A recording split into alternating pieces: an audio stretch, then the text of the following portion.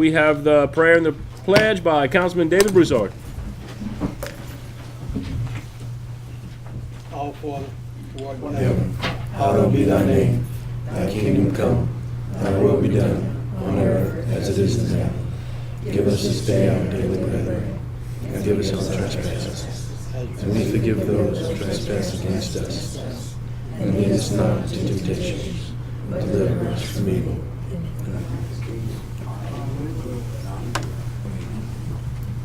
I pledge allegiance To the flag of the United States of America, and to the republic for which it stands, one nation, under God, indivisible, with liberty and justice for all. Roll call. Mayor Pro Tem Dan Doyle. Here. Councilmember Natalie Lopez will not be here tonight. She has court duty this afternoon, and she wanted this announcement to let everybody know. Councilmember Marlon Lewis. here. Councilmember David Broussard. Here. Councilmember Deidre Ledbetter. Councilmember Sherry Guidry. Present. Councilmember Dustin Swear. Here. Thank you. Public comment. Do we have any public comment cards? Yes, we have one. We have one. Public comment is not a back and forth. You have 3 minutes. And I always take this opportunity to ask you to lower your, which I probably didn't do mine, lower your cell phones or turn them off. Madam Clerk? Mr. Joe LeBlanc with District 1 to make comment about the railroad crossings. I want to thank y'all for this time to Yes, sir. tell y'all, that Mr. Broussard, hard as he's working, in fact, he's going to get his railroad crossing arms. And whoever else helped, I appreciate that for the public safety. And I want to thank y'all. Y'all have a good day. Thank you. Good job, Thank you. Broussard. Thank you. All right. Item 2. Acceptance of the minutes of the April 17th, 2018 meeting as published on April 26th, 2018. Do I have a motion? Motion. Motion by Councilman Lewis. Do I have a second? Second. Councilman Swear. Any discussion on the minutes? Hearing none, please vote your machines. Thank you. Item 3, Madam Clerk. Persons to address the council, Mr. Armin Schwing with Schwing Insurance Agency to present the city's LWCC dividend check.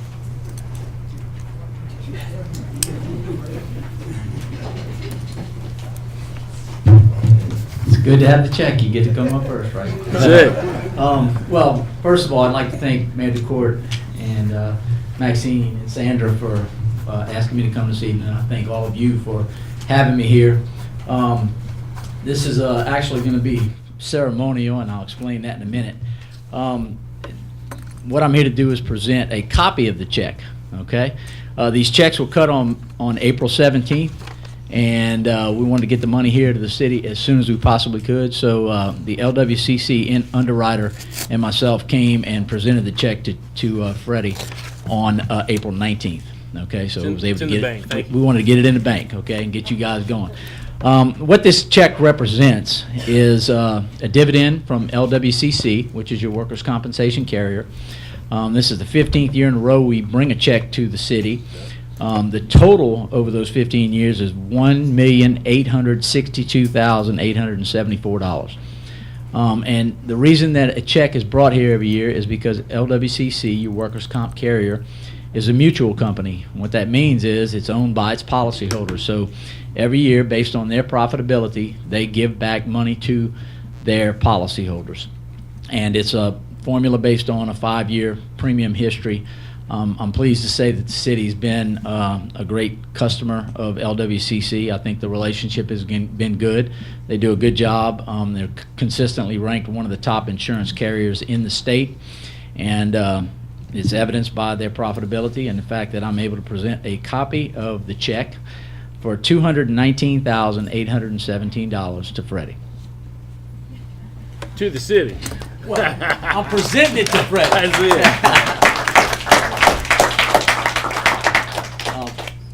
I don't know if anyone has any questions about that. I mean, we've been doing it for a while, and most of you are familiar with the way this goes. So if you do have any questions, I'd be happy to answer them.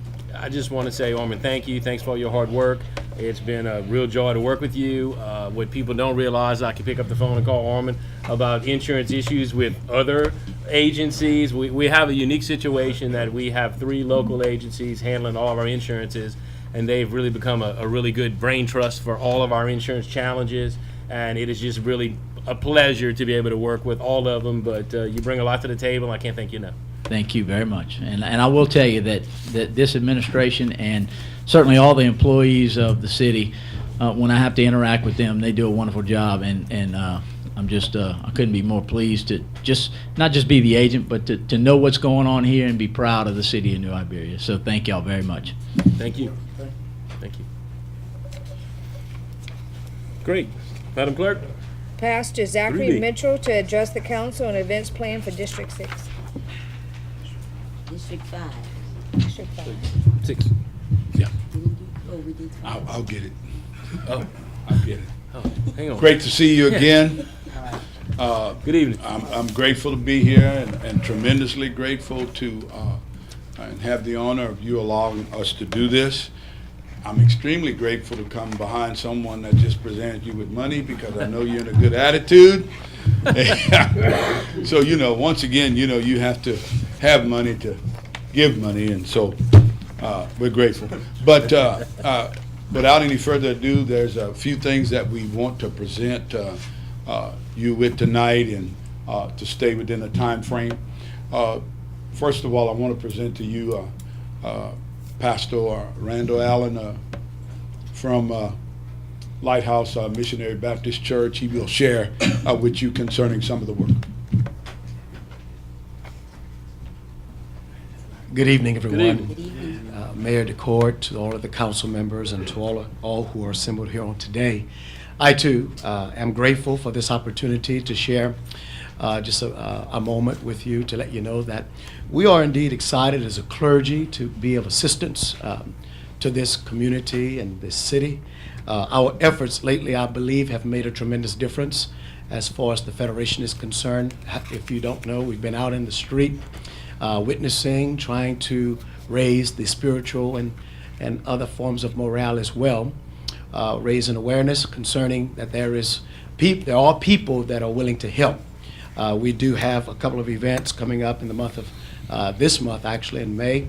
We have our all-night prayer that will take place toward the end of the month. I'm sure Pastor Mitchell will share more with you. But we will be at my church, at the Lighthouse Missionary Baptist Church at 321 Center Street. And all of you are welcome to come and to share. I think it will be a great asset to the community if they were to see you there, and invite people to come. I just believe that, and it's biblical, but also one of the past presidents, I think it was Abraham Lincoln, that said, a house divided can't stand.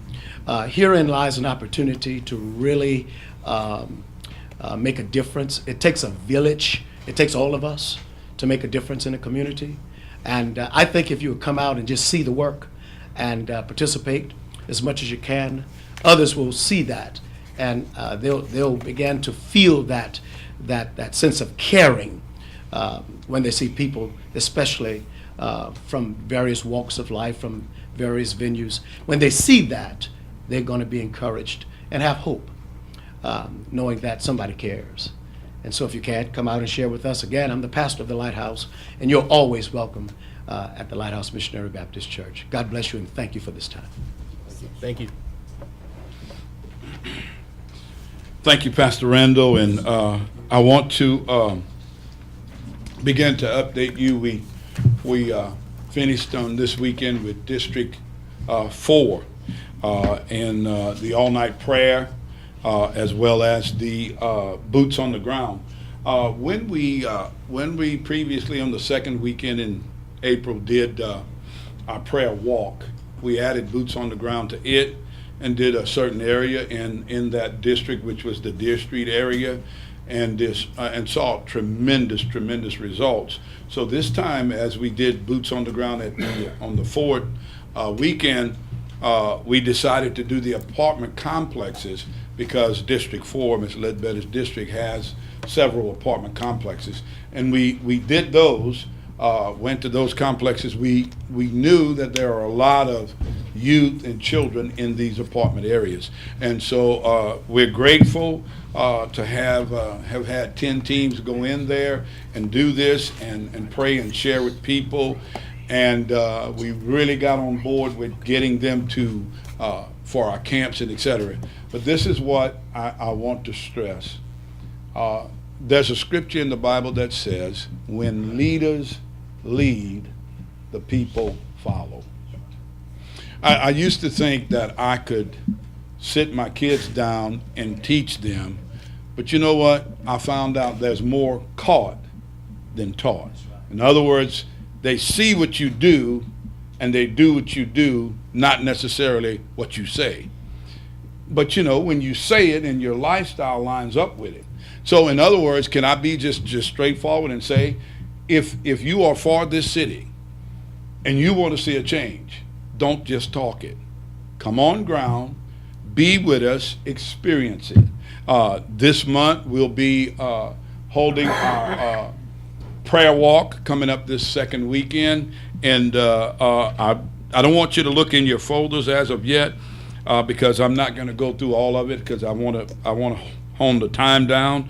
But on May 12th, we will find ourselves at Lighthouse Missionary Baptist Church, May 12th from 10 a.m. to 2 p.m. That is the prayer walk, and we're going to have boots on the ground with that, attacking certain areas in District 5.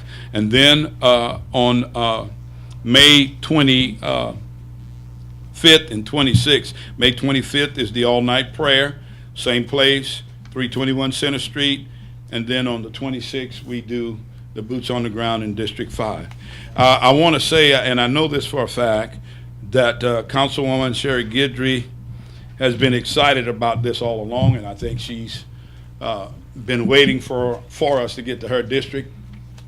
We're here. I'm not telling you we're coming. We're here, and we're ready. And in your folder, we have listed the hot spots in District 5, and as well as the specific prayer points in District 5, so you have those. I want to emphasize again those dates. May 12th for the prayer walk. We're asking you to come out. And then on May 25th, the all-night prayer. We had Councilwoman Guidry there with us, and I'm telling you, it's a life-changing experience. We are not going to see anything change without prayer. And we're not going to see anything change until we unify together and put up or shut up. And so we thank God for your participation concerning that. And I want to call your attention to 2 items, actually 3 items in your folder. Call your attention to this flyer. Just want everybody to see beautiful colors, etc. This is the flyer from our crusade of last year. It's called Lit to Overcome. And the name was given to it by young people. The word lit in my generation means something different than it means to this generation. Okay? And so this coming summer, on July 7th, it'll be Lit to Overcome 2. And then we also have 2 weeks later a youth and children's camp that's going to last us for about a week, 5 days, that we will announce to the public concerning that camp. And we are looking forward to each one of the districts. That's why we gave out the liability forms, etc., so that you can poll your district and get young people and children aboard. We're looking for you getting 100 children out of your district. Get someone to help you, get someone to work with you, do it yourself. We need you to get it done. And we're going to have someone to contact you to check up on that. Lastly is you have these 2 sheets. The legal sheet is Children and Youth Summer Camp. Okay? It has districts 1 through 6 on it. And it has various different days of things that we are asking you to donate. We're asking you to buy in as leaders. We are asking you to buy in. And as you see, from Monday to Friday, we have those various different things. This is going to be a tremendous camp. What we're going to do is in the crusade, we're going to really minister to our children and really bring some real life-changing things to them. And then in the camp, what we're going to do is break this down in detail to share with them to make sure these things get in their life. And so we have that sheet for you to donate. We want you to take a serious look at it and do everything you can to help us. And then the other sheet, which is Lit to Overcome 2, the regular sheet, is the crusade. And then we're looking for a monetary donation to help us put those two things on. Let me just share this with you, and this will be, I guess, third to the last thing I want to do, is I had a person approach me on last week, and I was sharing with them what we were doing. And they were asking me about, we know a lot of shootings and various different things have gone on in New Iberia. And then he was asking me, the ages, and I didn't know specifically. Maybe I should have asked our mayor, I should have asked our chief of police, but his point was simply this, that back in the year 2008, there were some programs that was going to be on the ground to help young people at that time, 10 years old and up. The programs failed. And now here we are in 2018 with those same young people that are now 18, 20, 22. And if you go back and you look at some of the violence and some of the various different things, some of those young people are populating, names are in those numbers. In other words, to make it plain, is if those programs would have got on the ground, there's a possibility that something could have been done to head off some of the things we are experiencing now. And so this is why it's important to do something now. We cannot let it go, and I am so thankful that you not only allow us to talk to you, but now we are pressing. We are pressing because we desperately need you involved. The people are looking to see you. It's encouraging that you be there. We desperately need to see you. Okay, that was third to the last. This is second to the last. I want you to know this up front, is that what we're trying to do is not new. God has done it before. He'll do it again. And so I don't know if I have the sound, but we'll find out in just a moment.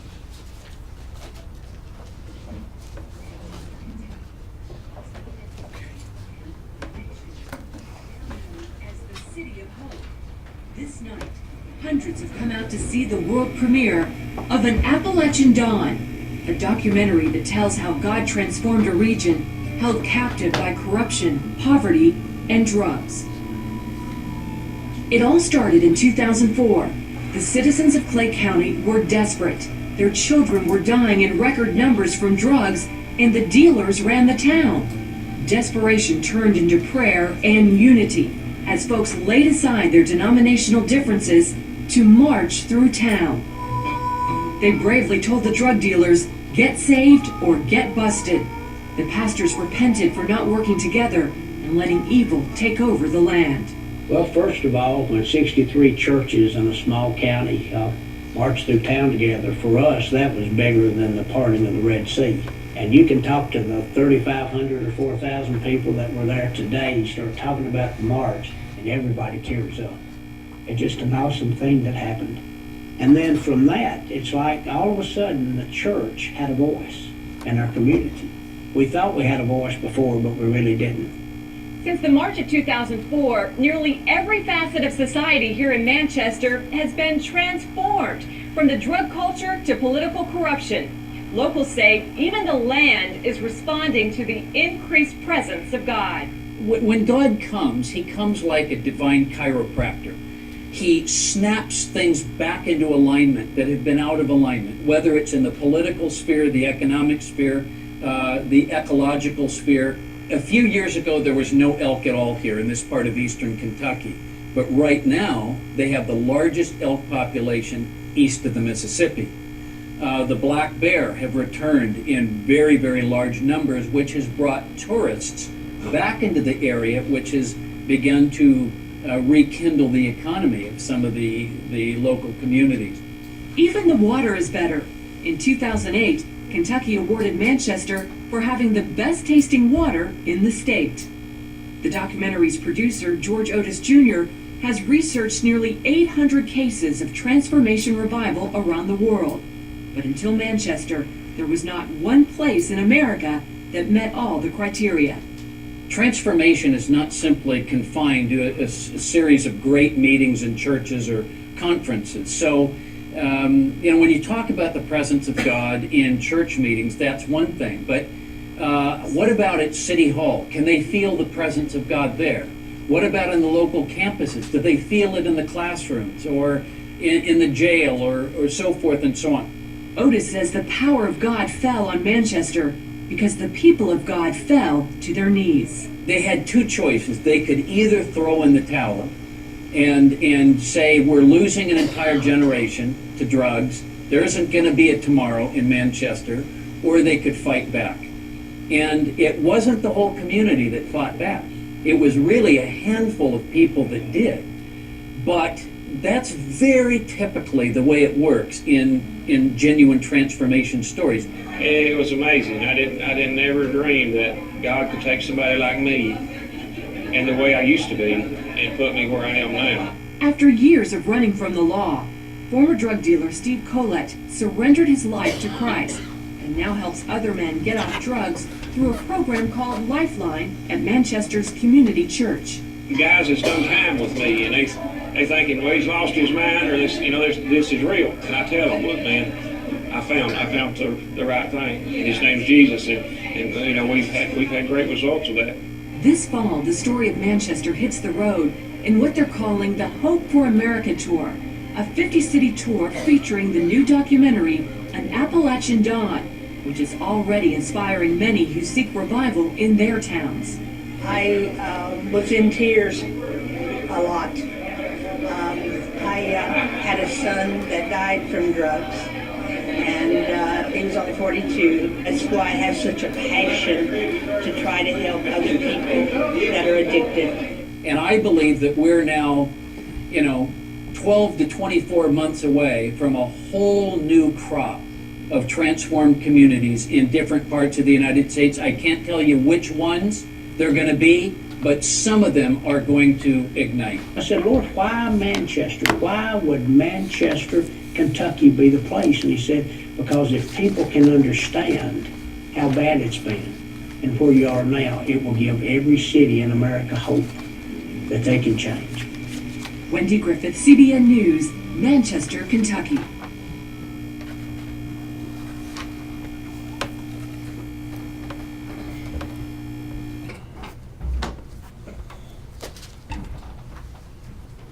Trust me, this city, Iberia, if that was the first one, we're the second one.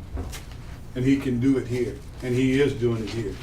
We're well ahead of that, and I want to just leave you with this word. There was a war going on between the dogs and the wolves.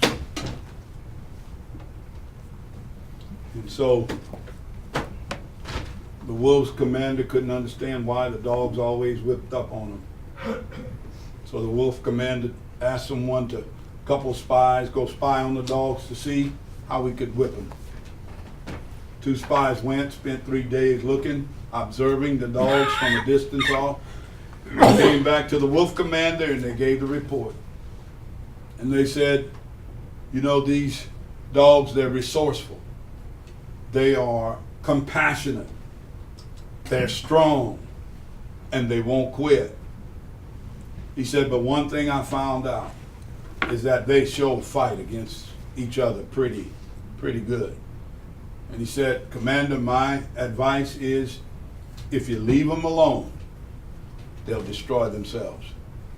And I want to say to you, that is something that is trying to rise in the midst of this, where people are separating themselves out to let it perish. And I come to tell you, God's not going to let it fall to the ground. And I pray for a compassion, a commitment, and a conviction for every leader in this city. And we take responsibility as spiritual leaders because we understand the spiritual battle, but we need help tremendously. And so thank you again. I appreciate it. Maybe I'll take a couple of minutes off the next time I come if you have me. God bless you. Thank you. All right, let's see. Madam Clerk, item 4A. Proclamation for Mental Health Month, which is being accepted by Catherine Watney, representative of Iberia Mental Health Initiative Incorporated. Good evening. I'll go ahead and read the proclamation and then give you a few words after that. Sure. Great. Whereas mental health is essential to everyone's overall health and well-being, and whereas all Americans experience times of difficulty and stress in their lives, and whereas prevention is an effective way to reduce the burden of mental health conditions, whereas there is a strong research that diet, exercise, sleep, and stress management can help all Americans protect their health and well-being, and whereas mental health conditions are real and prevalent in our nation, and whereas with effective treatment, those individuals with mental health conditions can recover and lead full, productive lives.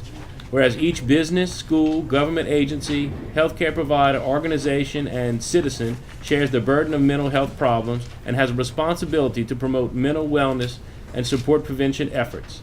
Therefore, I, Freddie DeCord, Mayor of the City, do hereby proclaim May 28th as Mental Health Month in New Iberia, Louisiana.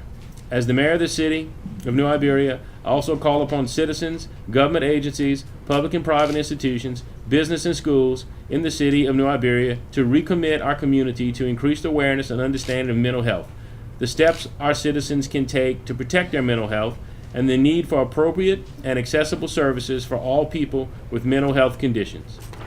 Thank you. Thank you.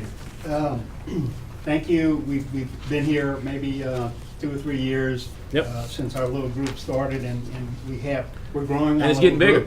We're getting bigger, and our little nonprofit is growing, and it's certainly a challenge to come to you and speak after somebody who's brought you a check and 2 ministers. But sometimes it's a tough road. Yeah. So, but we'd like to thank you for allowing us to come, and certainly thank you for the proclamation.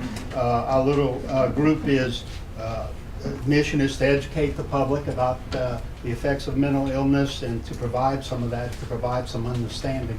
I passed out a few little cards to you, and we'd like the public to know that to look for these cards. It addresses some of the needs of our community. It talks a little bit about good mental health, and there are some hotline numbers on the back of the card, which provides a good source of information for hotlines and for information referrals for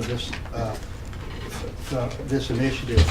We'd also like to tell you about a program that we have May 8th at 6 o'clock to 7 o'clock p.m. We've entitled it There is Hope. It's a presentation by Tanya Anderson, who's a licensed professional counselor. And it's going to take place at the First United Methodist Church Ministry Center on St. Peter Street.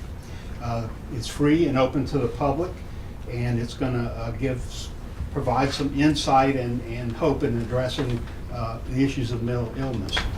And there's another program we'd like to tell you about.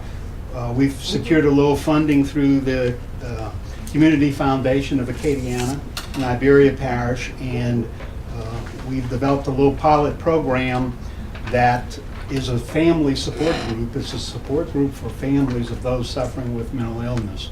And Ms. Anderson is also going to facilitate this group, and she's going to meet on the beginning May 22nd, 2018, and on the 4th Tuesday of every month thereafter for this support group, and that is also free and open to the public.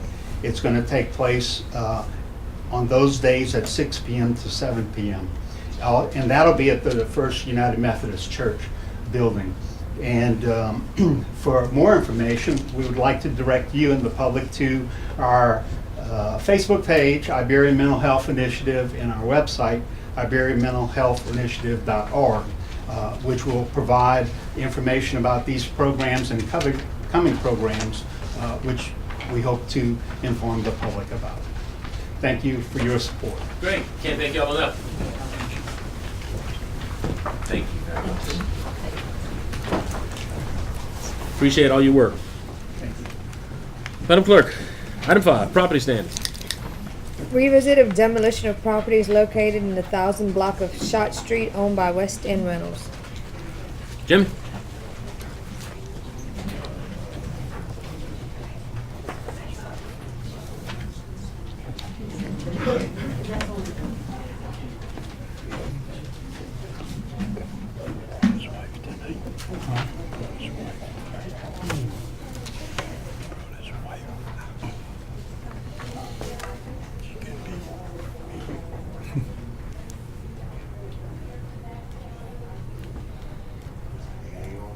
All right. Oh. There you go. All right. I went out last week. He had about 5 houses left. I went out this week. They were all but 2. So probably by this afternoon, they're pretty much all gone. Okay. So my recommendation is going to be to remove. All right. Councilman Lewis, it's your district? Oh, I'm going to agree. I've been out there myself. I've been in communication with Mr. Mixon. I definitely agree. Do I have to make a motion to remove them, or we get to that? Yeah. When we well- get to that point, you know, I mean, you can make the motion now, or we can have discussion. I mean, I'll make a motion to remove him off the demolition list. Okay. You know, and add that he's done a great job and been very cooperative with the city. And with District 2. All right, we have a motion by Councilman Lewis and a second by the Mayor Pro Tem Dan Thaw. And I guess we have some other discussion. I just want to make a Yes. comment, tell him thank you. Thank you for what you've done. Yep. I know it was a long process. I appreciate you stepping up and keeping up your word like you did, and it shows, and I appreciate that. So I appreciate it, Mr. Mixon. Mixon's been a family in Iberia for a long time. We appreciate everything you finally did. It took a while. It's a big project. The weather's been good. Yeah. So it got it going. But we thank you, Weather Mr. stays like this, we could all be happy. We don't forget about the families that were way back to building Iberia like they did. It just when it gets old, something has to be done. You know, we appreciate. There's one thing I'd like to correct. I would like to state that I'm not the owner of these properties, okay? It's been reported in the Daily Iberian and the KATC that I am the owner, don't own it, never have owned it. I am being put in legal possession shortly of a small piece, inheritance. But it is, when people hear that I own blighted property, it is quite embarrassing. And I would like the Daily Iberian to retract that I don't own these properties. We can do a short quote now. Okay? Because I am a building contractor that has, I think, a fairly decent reputation. I build some nice houses. And people go, you could probably attest to this, when your reputation gets tarnished, people look at you and go, I don't want you to build my house. So I would just like for both the Daily Iberian and if KATC so deems necessary or wants to just state that I don't own these properties, that it is something that I got involved in because we wanted to move 3 of these pieces of property to 3 of these houses to a piece of property because it was something that my grandparents built many years ago, and it was an opportunity for us to use on a large piece of property. And it's been at times trying, you know, going through this winter like we had. There was a lot of bad weather. It was, you know, this should have been done a long time ago. If I'd have known about this and we had weather like it is right now, it would probably been a month I'd have been finished. But I would, other than that, I'm glad this is finished. I'm glad the property is clear. I hope that it reduces crime. If y'all want to change the name from Shot Street to something else, I don't think the owners would care. But it's, I don't think we can use that this is an excuse anymore for crime. Okay, thank y'all. Thank you. Thank you. Any further discussion on this issue? Seeing none, please vote your machines. Thank you all very much. All right, Madam Clerk, 5B. Revisit demolition of property located at 514 East Pershing Street. Jim? Okay. I got 3 or 4 pictures, and then Sherry sent me some more today, so. The shed in the back, that's the house. These are the ones Sherry took.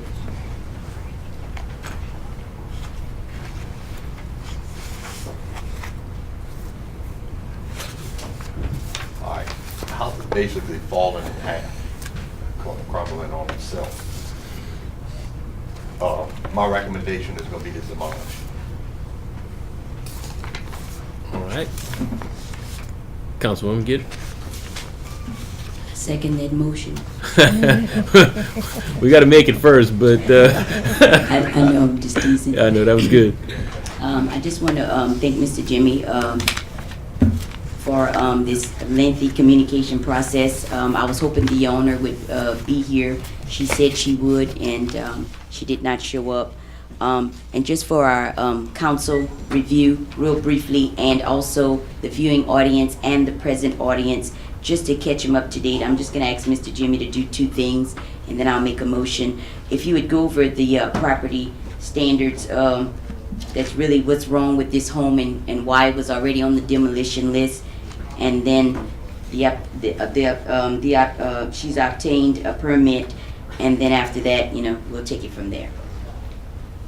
Okay, it's the structure is an issue from the International Property Maintenance Code, Section 108.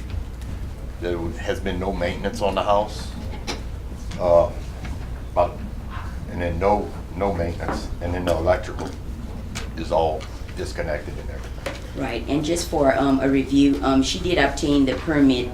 First of all, this has been on the list for December the 7th, 2016, and she did obtain a permit, which kind of slowed the process or kind of started it all over again somewhat. She obtained a permit to tear her own property down, home down, and when was that, Mr. Jimmy? July 21st of 2017. July 21st, 2017. So we're coming up on almost a year concerning this property. And I just want to add that I did go out there on, I think it was yesterday, picking up my daughter from band practice. And like I said, those were the pictures that I obtained compared to yours, Mr. Jimmy. And lastly, just to add that on several accounts, if you would go over the communication process, the lengthy communication process that was done between the city and the owner, please. Well, this is the 5th revisit. This is the 5th revisit? Yes. Okay. I did contact her back and forth. I told her, I would do my best to work with her. On some occasions, I did not hear anything, and then on March the 8th, 2018, at 8:40 p.m., I spoke with her. At 2 p.m. That early that afternoon, I spoke with her also on March the 8th, and then 2 more times attempt to do a call back on April the 17th at 5:18 p.m. 3 more times that day, 11:23 p.m. I was still up taking her calls during my family time. And again, like I said, I also tried to contact her again on today, 2:21 p.m. today. She assured me she'll be here and things like that. So I did hear you said something about she was contacted is it Ellen K? Yeah, when she bought the permit, she had contacted Ellen K, but she never made the payment. Right. Okay. So clearly we can see that nothing's been done concerning this particular property. It's potentially hazardous. Well, you can say, because I know I went there and looked like the whole structure is about to either fall in the neighbor's yard or on the street. So, I make a motion to demolition the property. Second. Motion and a second. Great. We have a motion and a second. Any further discussion? Please vote your machine. Oh. How long did the permit hold? How long did the permit good for? So when you put the 6 permit months. 17, 6 was months. just 6 It months? expired in January. That's what I want to know. Good question. Anybody else? I guess they don't make an effort, put a couple of boards, like no effort's been done in the last year at all on that thing. And, there's a time and date, if it's in my district, I'd say take it down. So, Ms. Cherry, yes, back. I just want to add that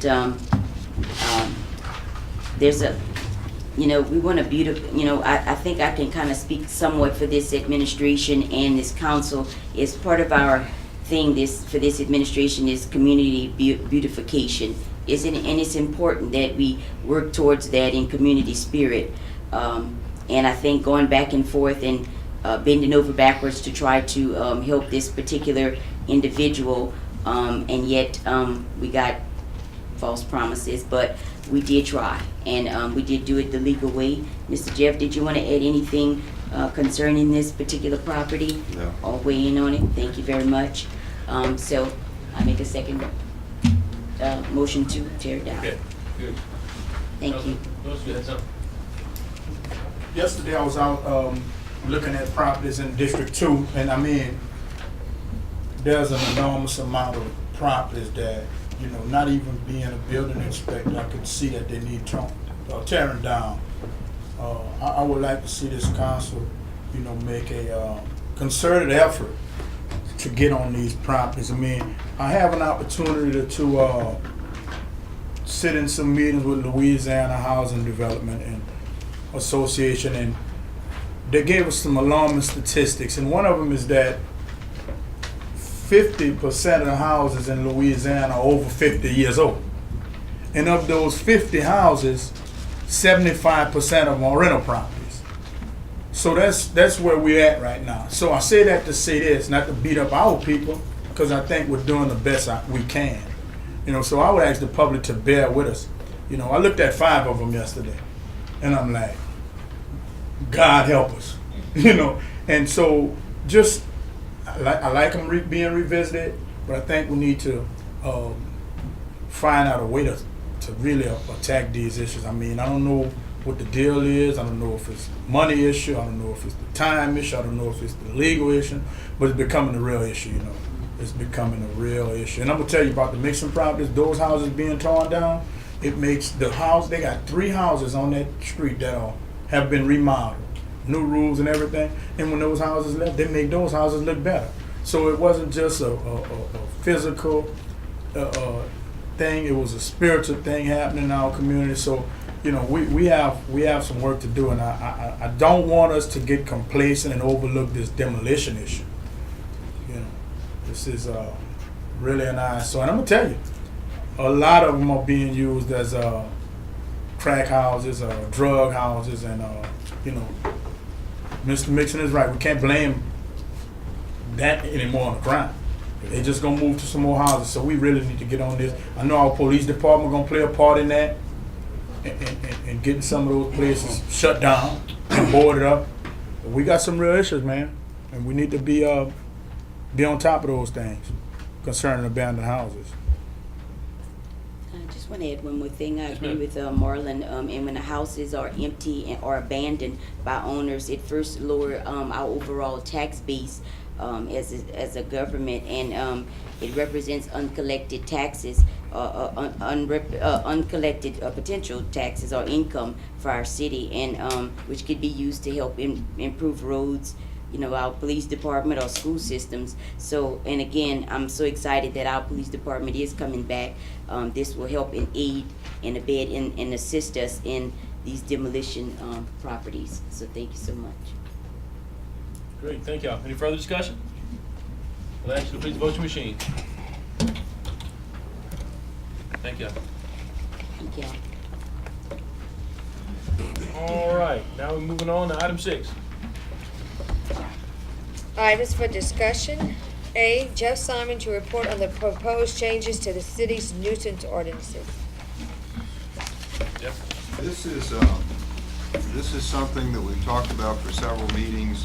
Councilwoman Guidry had a committee that worked on this, and this is the product of her and her committee's work and Liz Abear's work in the inspection department. So this is for you guys to read, and there'll be some questions that you have later on. I don't really want to go into all the details tonight, but this is homework for y'all to look at. The purpose of this was to put in one set of rules all the provisions that deal with demolitions, boarding and securing of dangerous structures, littering and junk, abandoned vehicles, and junk vehicles. Now, demolitions, we use the state law, so we just refer to the state law instead of repeating all that here, and that process is pretty much fixed. We have some certain things we have to do. Boarding and securing of dangerous structures, if we can board up a building to make it safe, we have the power to do that and the power to require that. Littering and junk, that's things that aren't vehicles that are on properties. Abandoned vehicles, that's a set of state rules that has to do with vehicles left in public places and on public highways. We don't have a lot of that. Junk vehicles, we have a lot of. And these, all these things were combined so we could kind of apply one whole set of remedies to that. Generally speaking, we can ticket people for violations of the code, and there's a specific provision for general penalties for the code of ordinances that I reference here. It's a note on or comment next to section 38.9. It says the general penalty is up to $500 fine and up to 60 days imprisonment or both. So keep in mind these things are code violations that could be prosecuted as misdemeanors. The second thing is we can file in court to try to get a court order to force the landowner or the property owner to fix their own property, and that's something we've not taken advantage of, but we borrowed some provisions from Lafayette's code to do that. The third thing is, after appropriate notice and when we need to, we can go on people's property, fix the problem, and then try to get the money back. So we have a number of different solutions. The purpose of this revision was to apply all those solutions to those 5 different situations. And we'll talk about doing something with weeds also that's similar. But this deals with demolition of dangerous structures, boarding and securing of things that don't need to be demolished but need attention, littering and junk, abandoned vehicles, and junk vehicles. I've got some comments out in the margins on the right side. I didn't try to note every change. One of the things I wanted you to take pay particular attention to is 3882, which is the definition of junk vehicles. Because we've gone back and forth, what's a junk vehicle, what's not a junk vehicle. The idea is we act when the public is unsafe. So, ugly is sometimes going to meet code. So we have a definition of junk vehicle, and generally speaking, it's got to be a problem. It has to not have both a license plate and inspection, and it's got to have some physical condition of the vehicle that causes a problem. So we list all those things: wrecked, dismantled, abandoned, broken and missing windows, so on and so forth. We used to have an exception for vehicles under a cover, and I took that out. Lafayette ran into problems with that because some people said they couldn't afford a cover. And then we had some situations where people just put a tarp over a vehicle and called it a cover, which doesn't make any sense. It just makes it uglier. So we took that out. I left in the provisions that have to do with antique cars because to the mayor's great amusement, there's a state law that protects collector cars. And it's pretty broad and pretty vague, so we had to leave that in. But generally, generally speaking, take a look at those, the definition of junk vehicles there, because that's, we kind of reworked a lot of that. We talked in the committee a lot about working with people to remedy violations before we step in and start towing things. And Councilwoman Guidry had an idea for not only a sticker, but a door hanger on the car to tell people what they needed to do. I didn't include that in here. This is just the legal process. I don't want to give anybody the right to a sticker or the right to a door hanger. So we're going to do those things first before we wind up in this process here. So if we can identify some of these people, some of these problems, and communicate with these people, the demolition process, I think, is an example of if we're patient and persistent, sometimes we can get people to do what they ought to do without spending public money to do it. So take a look at this. This is intended to be something y'all take a look at for homework. Please send comments to me, or send comments to Councilwoman Guidry, or send comments to Maxine, and then we'll see what we can do. Okay? So a lot of this is just revisions to what we've already got. We have tuned it up and added some remedies, and Liz Hebert is the one who combined a lot of this stuff together months and months ago. Okay? So that's my report on number 6A. Okay, we have any questions? Well, Mayor, I want to thank Jeff and Sherry, because I was kind of reading through it, and just such an easy read to address a problem that causes throughout the city, no matter what district you're in. And so I want to applaud you and your committee and the efforts, the relationship you and Jeff did, because but I know we're not going to ask questions about this. I just got one question. While I'm reading it, so I'll know it. Anything with a wheel, such as a boat or a boat trailer or a camper, is that considered a vehicle or under a junk ordinance? We addressed that in the committee. Yeah, we had some discussions on We said that. boats, we're gonna include Okay. boats, RVs. That's all I need to know. Motor vehicle is a vehicle that's designed to travel along the ground. That's 3881A. Yeah, I see it, yeah. And says automobiles, buses, motorbikes, motorcycles, motor scooters, trucks, tractors, go-karts, golf carts, campers, and utility trailers. I didn't see boats, that's all. What, that's a trailer? Well, The a boat boat's not a motor vehicle. But it's on a trailer with a Well, license plate. You could have a boat trailer that's junky, but But if the boat's junky on the trailer, just, I have a situation, that's why I'm asking. Well, yeah, and I think Mr. Broussard has some situations in his district. 3 of them. Yeah. He did say boats. But anyway, we'll get that, just, I just was throwing that out there, because that was a situation that I had somewhere else. Yeah. well, okay. If it's not a junk vehicle, maybe it's junk. So look at 3853. I just didn't know, because when I looked at this one, you had the breakdown of all the, everything, and that, some of that I thought might have been a junk, but it's under here, so would it be now, the boat trail? Yeah. Because we do have a lot, you know, South Louisiana, a lot of people got boats in their yards and stuff. And the boat, and the trailers, you can have a good trailer with a junky boat. No. Well, vice versa. Or vice versa. Anyway, it's just to think of, put your thinking cap on, Jeff, whatever you think it should be. Just so I can. I think it's in junk, but I don't think a boat's a vehicle. You drive it. Well. On the water. Not on the road. Okay, anyway, thanks, but I have a situation, that's why I want to make sure it's addressed somewhere else in there. Thank you. Any further discussion?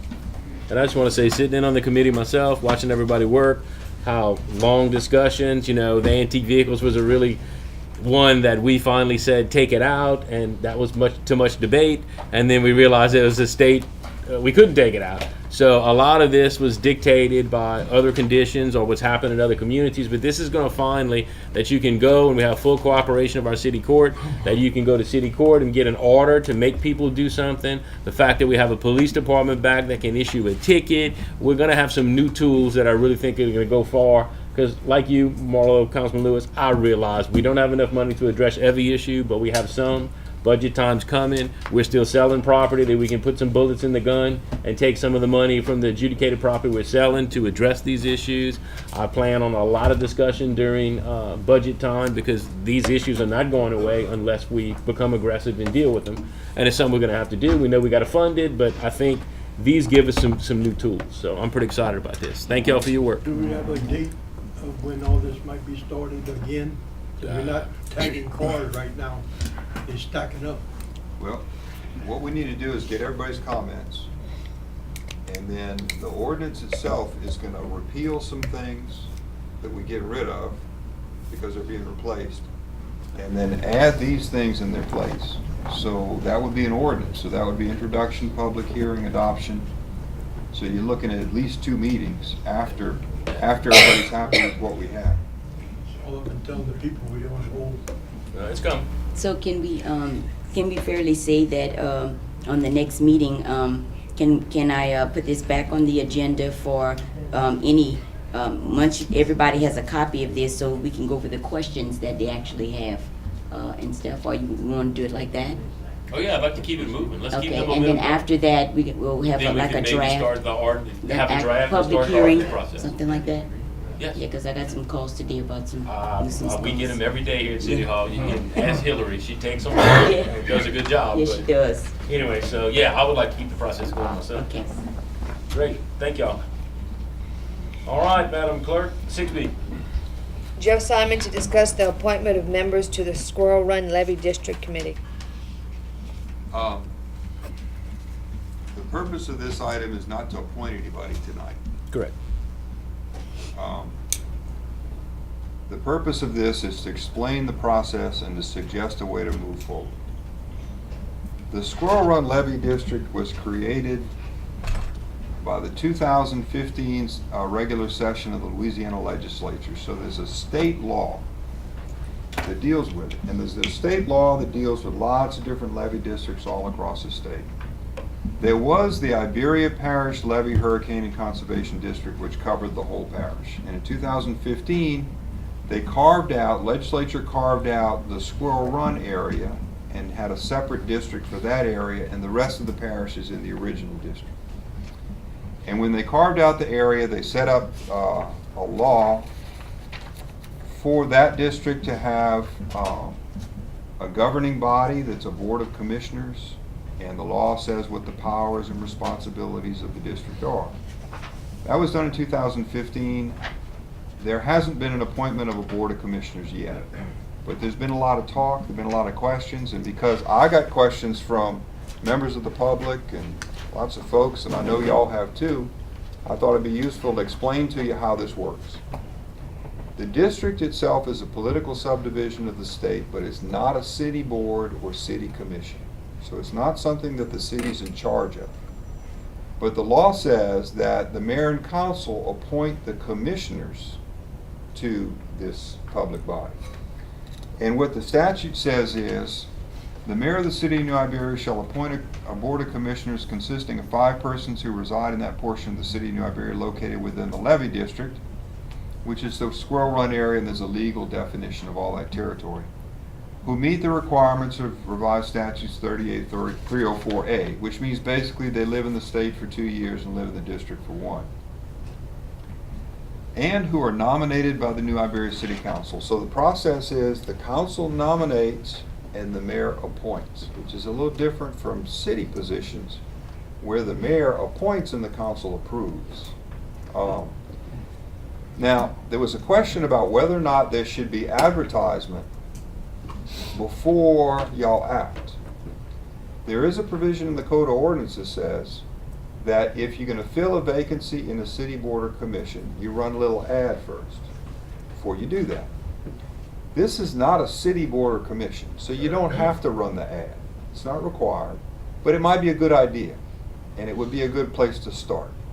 So if you had an ad in the newspaper saying that this position was open and asking if anybody would be interested in applying for that position, it might produce some names that you could use to come up with your list as the council to suggest to the mayor to appoint the first commission of 5. So I'm just suggesting a place to start. Now, There's been talk about the neighborhood suggesting names. I don't know. I don't know how that would work. The district doesn't, it can't really suggest names because it doesn't really exist yet. And there's nobody to get together and make a decision. So the city's job is to get it started with the 5 original members. And I think a way to get the process of appointment started would be to run the ad and have interested people come forward. And hopefully we'll have 5 and only 5 really good people. But I don't know. So my suggestion is we do that. I don't know if the council wants to vote on that or not. I don't think you need a vote to run the ad. But y'all have any questions? Yeah, discussion. Yes. Does the board members have to be living in the city of New Iberia, as you mentioned, not in the district? So you could have... No, they have to be in the district. They have to be in Squirrel Run, correct? And what's the length of the time of the board member? Service, you mean? Yeah, service. On the board?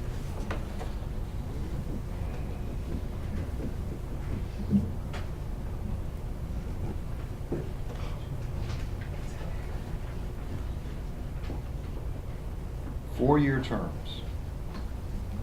And the first board is appointed with staggered terms.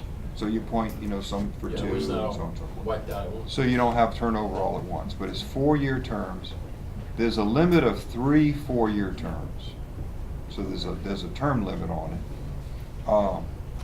But the rules are they have to reside in the district that is within the boundaries of this legal description here, which is the Squirrel Run subdivision. And it also refers to a state law that says that a person who is appointed to any levy district has to live in the state for 2 years. So 2 years in the state, 1 year in the levy district, they're eligible for appointment.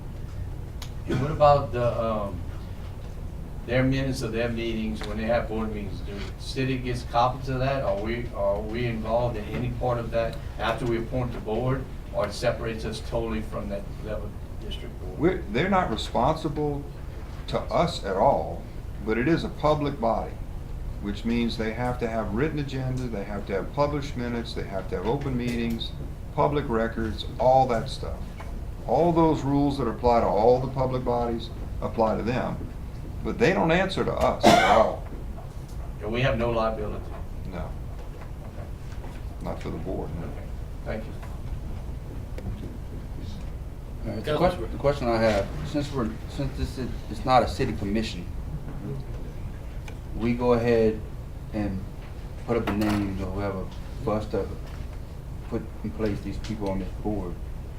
So after that first term, do they come back to us again, and we are they on their own after? Are they on their own after the first term, or do we have to keep ratifying new members for their board when we're no longer a city commission? I think we just create Is that a Let's see. Is that a big question? It's a good question, I'm just on. Since good. we're no longer, No, no. since we're not a city, it's Right. not a No, city that's all. commission. Why would we be I responsible? think they take it after that, but let's see. No, Okay. I think we reappoint, we fill the, Again? yeah, Okay. yeah. I mean, I don't mind, I just. Yeah. There's a little subsection 2 here that says how we appoint, and it says all commissioners thereafter appointed except a commissioner appointed to fill a non-expired term shall be appointed as provided in paragraph 2 for staggered 4-year terms. So we keep filling those positions. So the mayor, so you would be appointing a position and we'll be ratifying them, in other words, or? The way they have it written, the It's not council written that way. proposes The the council names, proposes the name. and the mayor appoints. And then I appoint. Okay. It's opposite from the way we normally do things. Right. So the council Might be a appoint good only thing. 5, or we appoint like 10 or 12, and then I gotta the mayor cut make the, I gotta cut the baby up. Okay.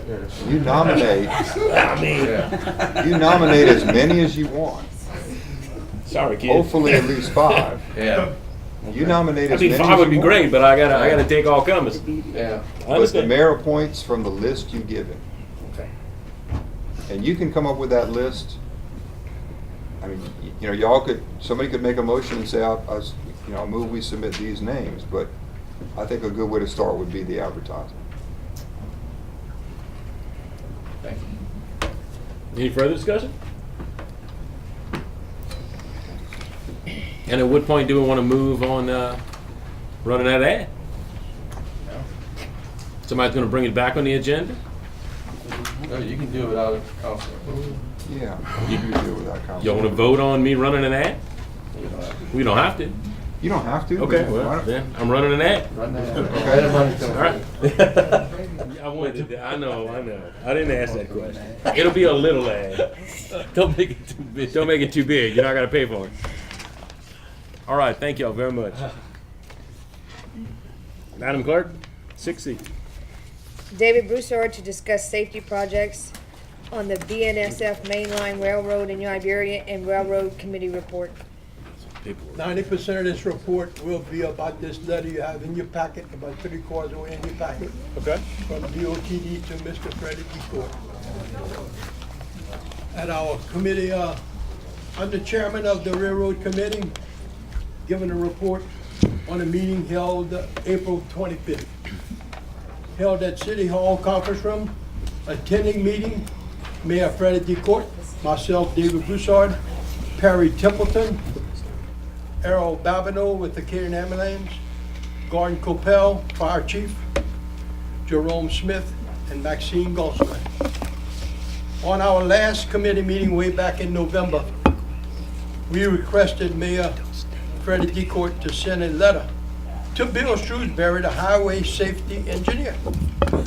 In the letter, we asked, when will the $3,200,000 promised by DOTD lawyer Josh Holland to complete all arms and lights to finish the last remaining crossings? Here's the very important letter. Says it all in the letter. Mayor Freddie Decourt, as requested in your letter dated December 21st, 2017, below is a status report of the railroad safety projects on the BNSF Mainline Railroad in New Iberia, Mainline. The first project is identified as state project number H009860 and includes installing active warning devices, lights, and gates at the Week Street, Julia Street, Iberia Street, Providence Street, and French Street at grade crossings. In order to install the improved warning devices at the multiple crossings, additional rights-of-ways is required. DOTD and the BNSF have been working to secure the right-of-ways and currently anticipate completing the acquisition by the winter of 2019. The lights and gates have been designed and plans are prepared. Once the right-of-ways is acquired, we will execute the agreement and authorize BNSF to begin the installation. We have to pay more or less the railroad $200,000 on each one of these. So that's why that $3 million is so important. Now to get into a paragraph here that we in doubt, and I'm just telling the local community about raising the track in that trough. I don't think we have, we talked around the table pretty hard. We have nothing, those lights and arms have nothing to do with the trough, but to appease the railroad. We're gonna take $1 million of this $3 million to raise that track. So the second project is identified as state project number H009861 and involves raising the track from the Week Street crossing to the French Street crossing. Since raising the tracks will affect the vertical geometry of all crossings between, we are developing plans to also adjust the Julia Street, Iberia Street, and Providence Street crossings to provide a smoother transition. In addition to these crossings, Washington Street will be affected and the required modifications. These plans are proceeding and will be reviewed by DOTD and the city. Upon acceptance, there will be an agreement prepared, executed, and the BNFS will be authorized to bid road work, begin construction. The project will most likely be let to the coordinate with the completed right-of-ways purchase. Now, right here is a little controversial. Finally, the Caroline Street crossing has been identified as a closure candidate. Both the city's corridor consultant and the DOTD, because of the November 23rd, 2016 collision at this crossing, the closure of this crossing has to be revisited with your city. State project HOO9862 is to close Caroline or close Evangeline and move those gates to Caroline. I don't think they're gonna move a brand new set of arms and lights at Evangeline and put them at Caroline. Now, we voted somewhere years ago, we had a resolution. State, Mr. State, you make the decision on which ones you're gonna close. Because we don't want that on our back, so we have that almost, the state will decide on which ones. Now, we can give them recommendations of, which ones we think maybe need to be closed and not some, But in the last of it, the state has the right to come close whatever crossings they think needed. And remember, we're paying $200,000 to the railroad. So if there's too many, some have to go. You can go to the next one if we're paying for all these arms and lights. So that's a big thing too, Now, this letter clearly states these very important warning arms and lights are above streets to make these crossings safer. This will complete all streets inside the city limits equipped with arms and lights. Also, the committee meeting had suggestions. Perry Templeton suggested reviewing the diagnostic report review prepared by DOT. There's a very important review. It tells when they start the project and they have like 2 years to finish it. So we have to find out exactly if they started this review, and Mr. Templeton's on top of his game. Errol Babineau, Kaden Air Med, discussed the importance of safety, legality, and efficiency, recommended forward a letter to the BNFS requesting access of GPS line tracking to notify emergency vehicles. They're doing that in Lafayette. Even if they have arms and lights, it's good to know where the train's coming from. This side of town, if they have a wreck or emergency, they go to a couple of crossings over so they'll beat the train without being involved in a wreck with the train. But that's another thing.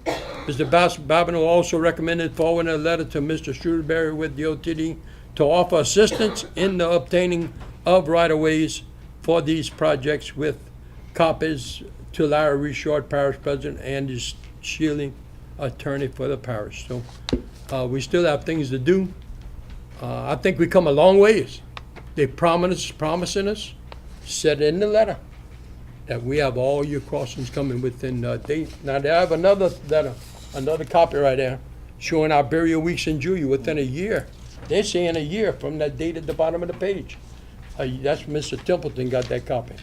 And they have at least 3 of them right there that are gonna be up within a year, but I don't trust them. They'll be 2 years at least before we see them, but we're on the list of going forward. So that's the committee meeting we had. If I said anything wrong, I want to be corrected. But we have that. Money's hard to come by. They're closing down they want to close down the Lafayette General Hospital, 800 jobs. They don't have money. But we got our $3 million to make our town safer. So I thank y'all, and that's hard work to get it, but it's using wisely. Thanks for your work on the committee, Mr. Broussard. I enjoyed those meetings, and you busted it to get that $3 million and get it here, and I appreciate that very much. Mayor Pro Tem? Now, I want to thank Mr. David, because how many years ago, David? 12 years ago, he's been fighting for this and got some of those dollars. Mm-hmm. And let's make sure the public knows that the dollars we're getting are not from our local budget. It's coming from state dollars. And there's a lot of money, but it's going to be worth it if you save one life. But it's not our budget that we have here. But I want to make sure the public knows that the city, that we were opposing and still oppose that Caroline closure. And we even sent a letter, and this whole council, I don't know what, if you were here, we voted against it, and we voted prior to that against it. So let's make that clear that if they do it, it's not with the blessings of the city council. I tried to address it as I was talking. Yeah, because I remember the neighbors that came here talking about, until you live down a street and Almost close it, full. you know, it's tough. And that street, you know, Caroline, Evangeline, Bayard, Got a nursing home. you there. got nursing home at the end, and you got a bunch of elderly people. I understand the concern about trying to get to the hospital from there, but I want to make sure that the public knows that we are totally against I'm against closing Caroline Street. And a lot of times when they make these decisions, it takes a while before they get to the point of doing it. But with this letter right here, it's kind of like they have a project number to already address closing it. The only thing I think they can do is maybe call the legislatures and send some letters to the state, because it's out of our hands. People don't understand that railroad track is not ours. And they make the call what they can do and can't do. We don't make a call. We don't really put money there. And we just cross it, and we have the blessing of them crossing it.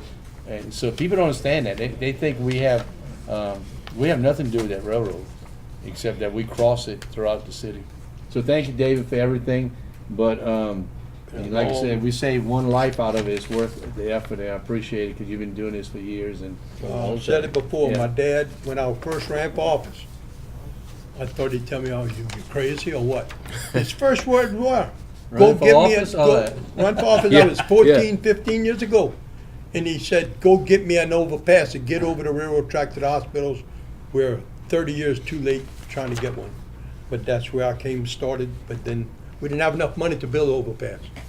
So now we used it for the second best thing, arms and light that railroad track. Thank you, Mr. B. Any further Thank comment? you. Yes. I Councilwoman just Gideon? want to thank Mr. Broussard for his hard work in the committee. Also, too, you mentioned about the diagnostic review prepared by the DOTD. How do we obtain that, or that's going to be sent to us periodically, or how do we continue to review that report for this particular project? Does You have anyone to know? get together with Mr. Templeton. Keeps right on top of the matter. But I'd like it We'll in our look package. No, into we it need and to- see what we can do. All right. We need to know that.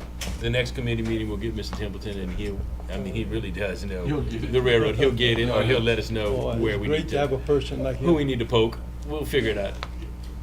Cutting up the baby. Yeah, well, yeah. Thank you, Mr. Broussard, Thank you. and the committee. Mr. Broussard, Councilman being that, when you speak, the state listens, I would encourage you. You twist their arm. Well, It's not twist their listening. arm, whatever you do, I would encourage you I'm telling you, to if you don't try have, the best to stop from the Caroline closing. oh yeah, I'm all for what they're trying to do oh with the yeah, Caroline. and I'm Street against it closing. too. That lady hugged me to death the other day, that Miss Bayard. Oh, yeah. Oh, she still believes Oh, yeah. in me. Well, I told her. don't let her It down, wasn't- Vic. it Don't wasn't- let her Yeah, down. don't let it, that's all I ask you. She The loves Caroline me. Street crossing is a major issue.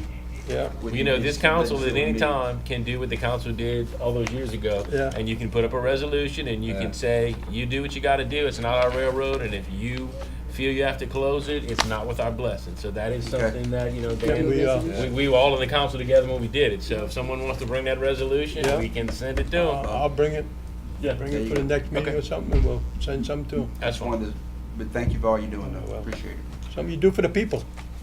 Get out there and start and get it done. I want to address Mr. Railroad. I mean, Mr. Oh. Broussard.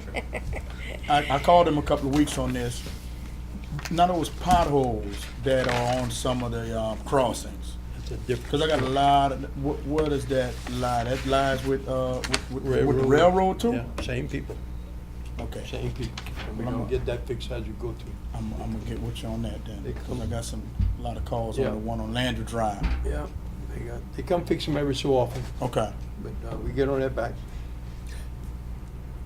Thank Some of you. these people, look, when I say twist their arms, I mean you have to twist it, you have to have something on them. And you don't think you get $3 million right now unless you have something on them, and I had something on them. Don't say what. And they ain't got it.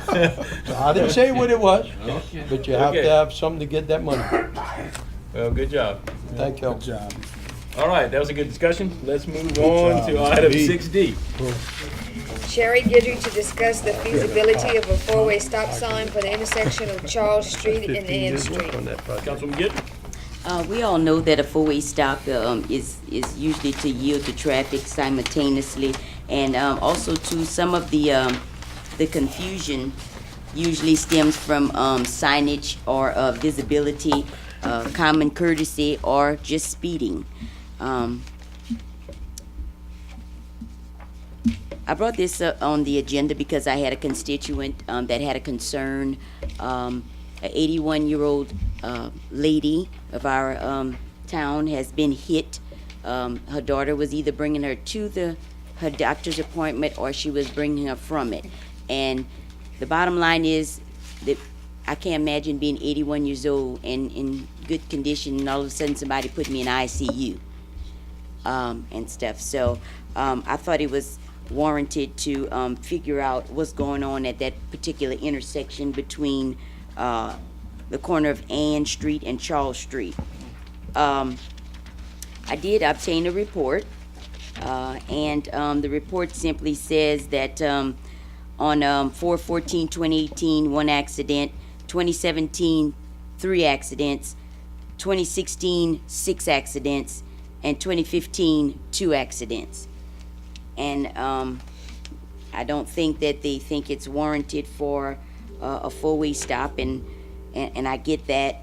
I just know that, just trying to figure out what warrants or prerequisites follow a four-way stop. If you have, I think a research was done, and it said several crashes over 5 or more reported in a particular area or location. Accidents of this type is susceptible to correction either by a multi-way stop, installation of caution lights, or other things, maybe for a 12-month period. So I just wanted to put it on the agenda, bring some awareness to it. Also ask our constituents to please pay attention to the signage. My condolences to the family that was affected by it. And Mayor, I wanted to know, is there any way, I know that they said it wasn't feasible, but do we go to DOTD and ask for a study maybe?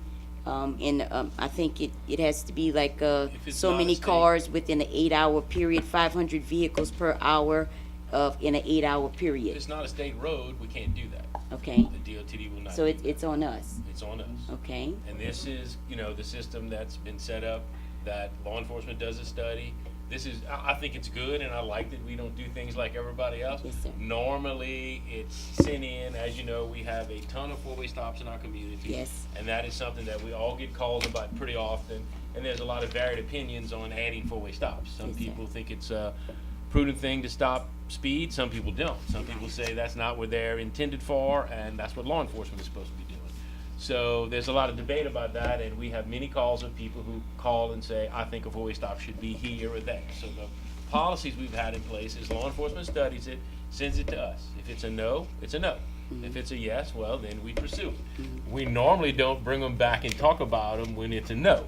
But like I said, we don't have to do anything like anybody else. So it is on us at the end of the day. You can revisit it. You've at least raised the awareness of that corner that, hopefully drivers will be cautious. The other thing too is now it's kind of on our radar, and it's something that we can continue to monitor. We have those all over town, and like I said, they are, different opinions on the four-way stops. And I can tell you, when I was the mayor pro tem, probably the most heated things that I ever did was put a couple of four-way stop signs right at the beginning of my term, and they ended up, you can tell me that. They ended up coming back down. I mean, it was something. So we just need to be cautious with this and think it through, because, it is something that affects all the drivers throughout the whole city. Okay. And, we have new law enforcement coming. Right. We have a police department coming, and someone with that department will step up and take the place of, Captain Freeman's done a great job, but someone will come in from our department and take the place and do these studies and handle them. So I'm sure that we'll be talking about four-way stop signs for a while. Okay. At this particular intersection, I think the major problem is the majority of the people are not seeing the vehicle on Charles Street and pulling out from the stop sign after stopping. One was, for this particular incident, I think the daughter that was maybe driving thought it was a four-way stop and pulled out, or vice versa, the other driver, and thinking the other vehicle was going to stop. So I think on one side you got like maybe a four-way stop or a stop sign or something, and the other side has nothing. So they come to a complete stop and then they release, thinking the other side's supposed to stop and then there's a crash. So I just thought the numbers were pretty high, and it was warranted to bring some awareness to our constituents in that area. And hopefully this will kind of calm things down and maybe slow down at some of these intersections, pay attention to some of the signage. Thank you. Thank you. I remember on Dale Street when I was in office last One at a time. Dale Street, they were taking them all up. And man, those people come unglued at those corners, man. They love their stop sign. And we didn't get them pulled up. But boy, they made a big study. I was on it, boy, made a big study on that. And man, it didn't, no. I went and talked to a bunch of them. They didn't want that at all. But just, they love their stop sign to make sure that nobody's speeding. Thank you. Mayor Pro Tem? Yeah, Mayor, you said it, I mean, way back when I was on the council, even prior to you, a long time ago, they had stop signs, believe it or not. It was a political thing. If the mayor liked you, or you would get one. You didn't get one. If she knew somebody, or he, I'm telling you, that's how it was she. It's been she for so many years, but honestly, that's how it worked, and it became not the right reason to put one. So they came up, because stop signs should be controlling traffic, not controlling speed. So what happened is that we came up with this, having a survey done by law enforcement to make a decision if you needed one or not. And it really made it simpler and took politics out of it. But I think you do have a point, you know, if one life gets lost, I mean, you can't put a price on that. So a four-way stop, I think, is a minimum thing to pay. But I think, like Freddie says, maybe this is on the radar and can continue to look at it, because it really is, we do have a policy, but it's not written in, we can do anything we want with four-way stops, honestly. But you have to have some kind of structure. You can't just do it as you want because of situation. But I think and we can update that to anything we want to make it. We could change the warrant parameters exactly to right. whatever. So that's a possibility we do still have to make that happen. But that's why you see so many four-way stops, not because they need it. It was a political favor for somebody. I'm being for a lot of them. Right. I'm not saying all of them, but a lot of them was. And as Freddie said, we were able to put some up, and then a few months later they took them down for whatever reason, and someone moved, or the mayor got mad at you, or whatever. But I'm telling you, that's how it works. So we have a good system. We might have to tweak it to make it where it might be easier to warrant one or not. And I think we should look at them also, Mayor, to see the ones that is out there. Do they all warrant to be where they at? Because some of them maybe shouldn't be there. I mean, they got some that's crazy where they at. But I won't make that decision, but maybe with the new police force, they can make decisions, since they can be writing tickets. They just don't do that also. But thank you for it, because you're correct about the reason why we need one or not. Yep. Thank you. Thank you. Any further discussion? All right, now we're going to move on. We need to expand the agenda. Remember, this takes full vote of everyone, a unanimous vote. So, Madam Clerk? Addition to the agenda, a motion and vote to add to the agenda. Can you say what? So, I wanted to tell them what it was first. Yes, Jeffson. If I could just explain, this is my fault. I'm the one who asked that this be added on. I thought you. But this would be to discuss and consider for adoption a resolution authorizing the city to enter into a series of agreements with Ford Motor Credit having to do with the purchase of police cars. And we're trying to do this quickly, because we're trying to do everything quickly for the NIPD purchases, and we want to get all these documents signed, which we recently got. So I'd like to ask that we have a motion and a second, and public comment opportunity, and then a vote, which has to be unanimous, to expand the agenda to take up this item. I'll make a motion to expand the agenda to take up this item concerning this resolution. Thank you, Councilman Guidry. Do I have a second? Councilman Broussard? Second. Oh, Councilman Lewis. Put him first. Okay. So we have a motion and a second on the floor. Before the vote, we need to have an opportunity for public comment. Yes. So now we'll turn it over and see if there's any public comment on this issue. Hearing none, we'll close the public comment. Thank you. Just a twitch from the audience. Yeah, one twitch, but we're all right. Now we'll need a motion. We'll need a vote first, Need a vote. so please vote.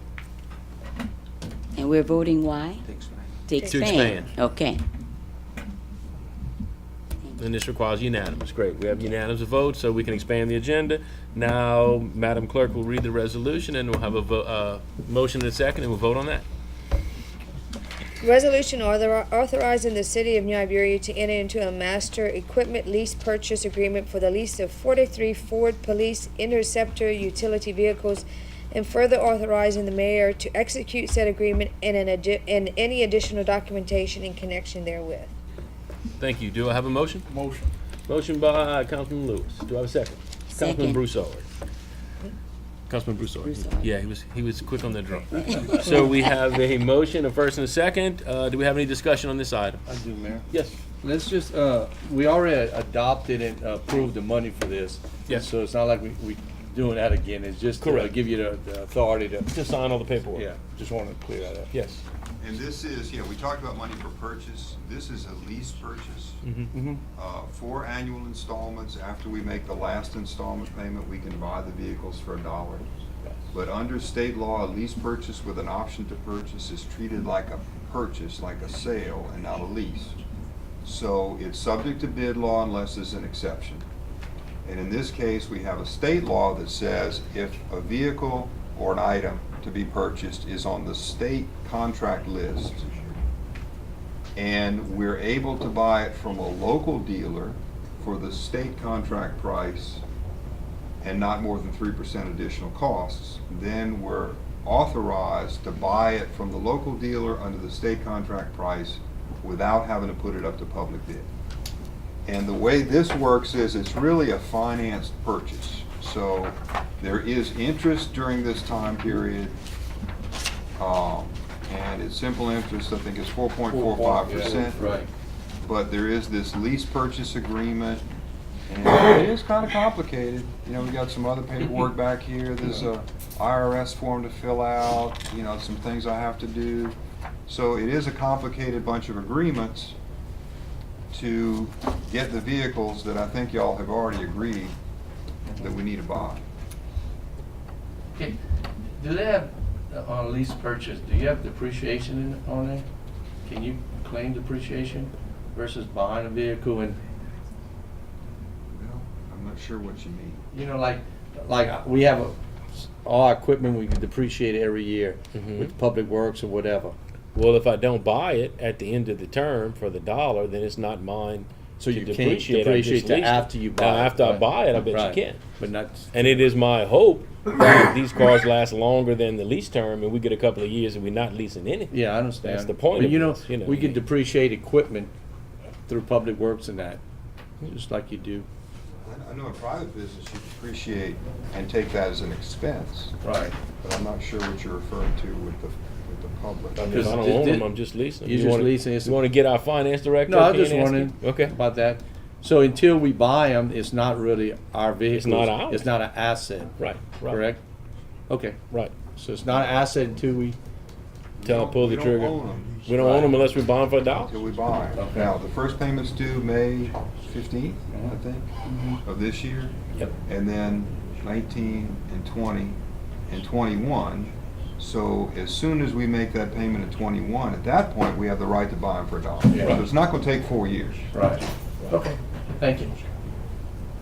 Our Appreciate finance it. director, you have spurred Kevin's interest. I want to comment that Yes, sir. it's a lease purchase, therefore it is a capital lease.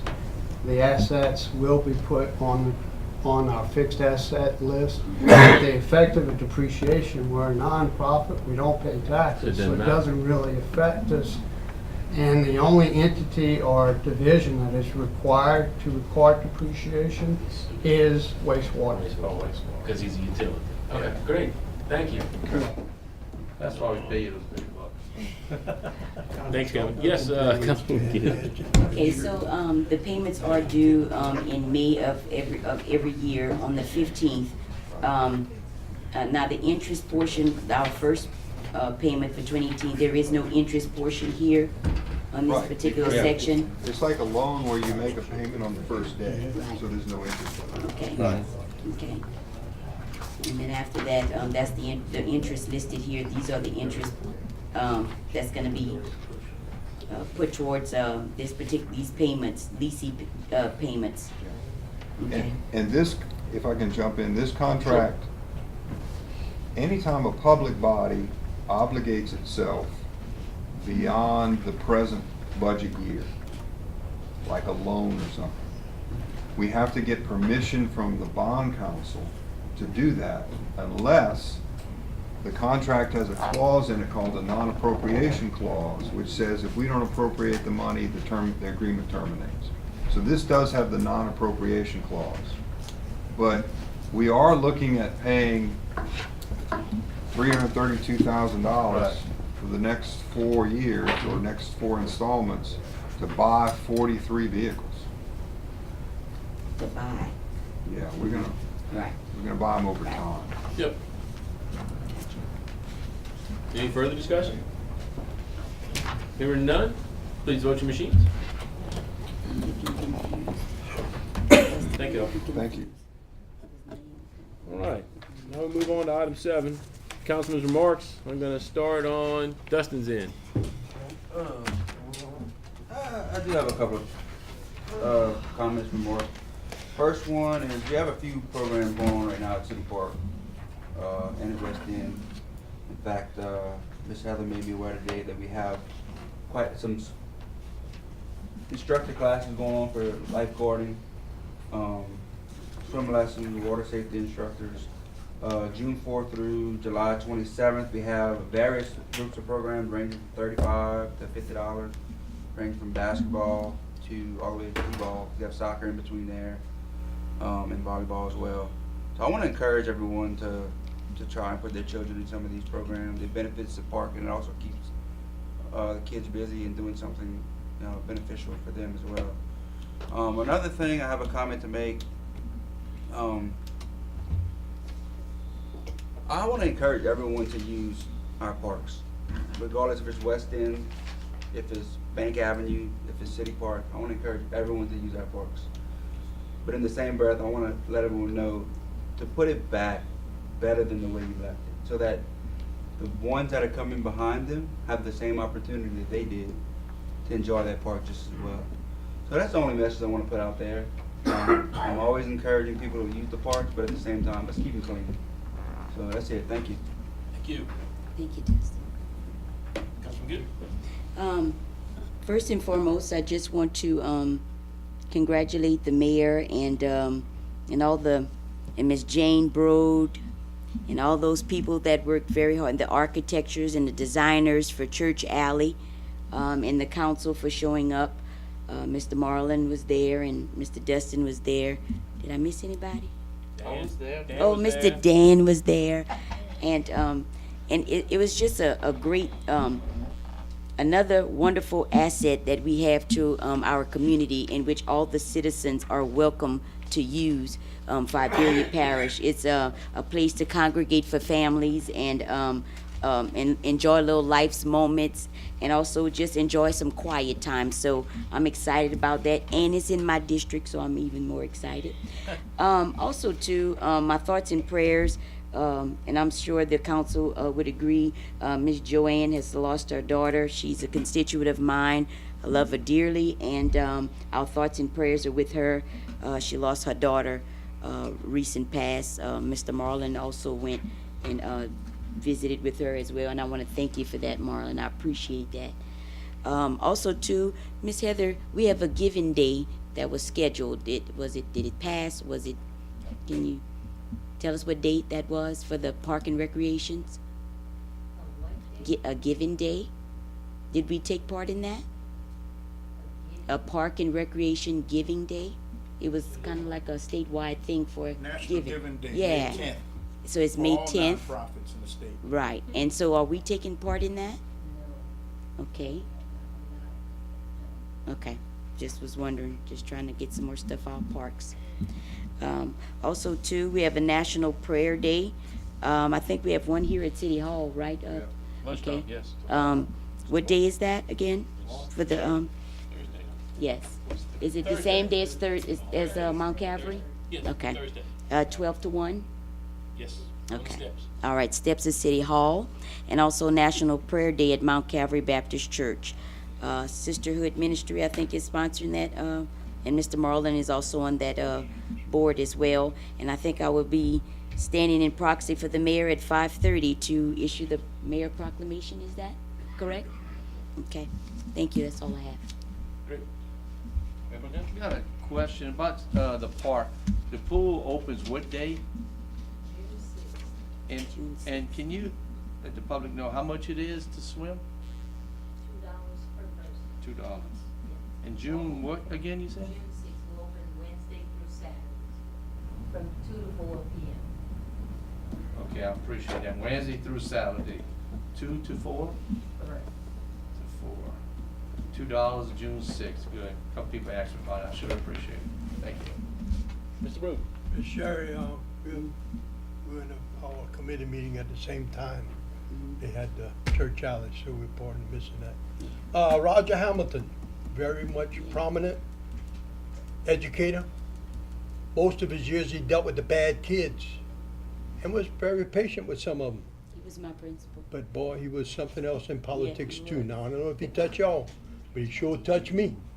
He liked what I did, so he was very nice. So, Mr. Mayor, you sent a letter to the state asking the state to restripe the state roads in the city limits. Also, I talked to Parish President Larry Richard. He said, I figured that out. We're using the airport's striping machine for our striping we're doing around. So maybe, Mr. Mayor, if you can work together and see if we can use it in between two. Might be something we can answer a little bit. I'll look into it. I am worried about the liability because You know, yes, sir. we do take liability I know. when we stripe the Yeah, I streets. understand. I'm not saying no, I'm not saying yeah, but I'll be Yeah, glad to look but into it. It's something a in there. possibility. We might find somebody that, 3B, I saw them striping your 3B construction. Yeah, They yeah. were striping all around the building, you know, so maybe Yeah. they're pretty cheap, they Eagle Beaver. Maybe know. they'll be a little cheap and they might know what they're doing. So, Great, thank you. But we have to solve that problem Yeah, sometime. no, we do, and I think it's going to be a combination of hiring an engineer Yeah. to, Okay. who has the background to make sure that we're covered. Yeah. But I'll look into it. I appreciate No problem. it. Always a possibility. Yes, positive. That's all I have. Great. Yes, sir. Councilman. Our youth summit, May the 12th, at Anderson Middle School. SOS Summit Save Our Street. Gonna be a great event to motivate our kids. Let them know that we care. About what's happening in our community, giving something to look forward to. June the 4th to July 20th is going to be the beginning of our summer fun camp, our summer camp that we sponsor. And I say we, Western Council of Neighborhood Associations, along in partnership with New Iberia Recreation Department, will be doing the Back in the Game Room and Enrichment Program. You can register at the Western Park and at the City Park. And also, as speaking about the park, construction has begun in the park. So y'all bear with us. They're working on the meeting rooms and they're gonna be moving around the places that we said that we needed those repairs. And I'm just gonna reiterate, thank you, Ms. Sherry. We do it National Day of Prayer is at Mount Calvary. That's Thursday at 5:30. And I want to thank you, Sherry, and also our assistant chief is going to be there supporting us. We look to have a good time over there. I thank y'all. I think that's all I have. Great. I just have two things. Next meeting is May 15th. Civic Source. We still got some cheap properties. Check them out. And I need a motion to adjourn. Motion. Great. Thank y'all.